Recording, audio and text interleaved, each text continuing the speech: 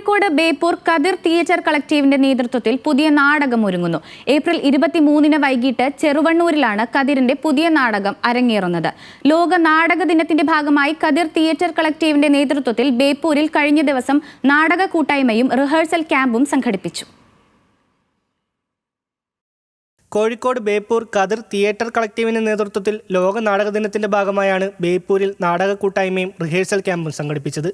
Beypore LP സ്കൂളിൽ നടന്ന പരിപാടി പ്രശസ്ത നാടക പ്രവർത്തകൻ രവിശങ്കർ ബേപ്പൂർ ഉദ്ഘാടനം ചെയ്തു. കവി സോമൻ കടലൂരിന്റെ അഭാവം എന്ന കവിതയെയും സമകാലിക സംഭവങ്ങളെയും അടിസ്ഥാനപ്പെടുത്തി ഏപ്രിൽ 23-ന് വൈകിട്ട് ചെറുവണ്ണൂരിലാണ് കതിരിന്റെ പുതിയ നാടകം അരങ്ങേറുന്നത്. ഞങ്ങൾ റിഹേഴ്സൽ ഉദ്ദേശിക്കുന്നത് ചെറുവണ്ണൂർ വെച്ചിട്ടാണ്.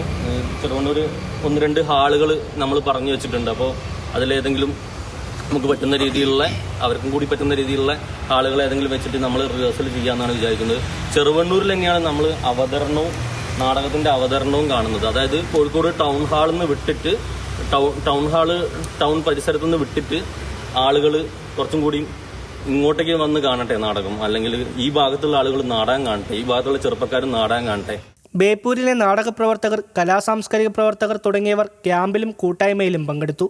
സദസ്സിൽ നാടകത്തിന് പുതിയ കാലഘട്ടത്തിൽ കൈവന്ന മാറ്റങ്ങളെക്കുറിച്ചും യുവാക്കളെ നാടകത്തോട് ചേർത്ത് നിർത്താനുള്ള കതിർ തിയേറ്റർ കളക്ടീവിന്റെ പ്രവർത്തനങ്ങളെക്കുറിച്ചും വിശദമായ ചർച്ചകൾ നടന്നു.